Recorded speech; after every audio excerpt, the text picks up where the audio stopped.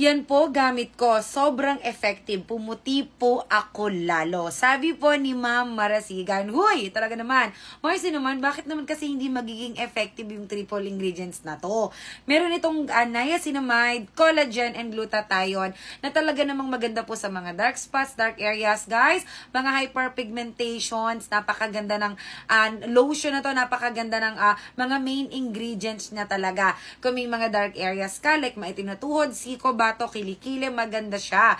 Kung may mga dry skin kayo, dark spots kayo, may mga dead skin kayo, maganda siya. Guys, ang ganda nito. Alam nyo ba kung ikaw, suki ka na namin dito nitong ating Showil Sakura Lotion, itong ating color pink lotion na to, at bumilib ka na dito dahil talagang napaganda talaga niya yung balat mo.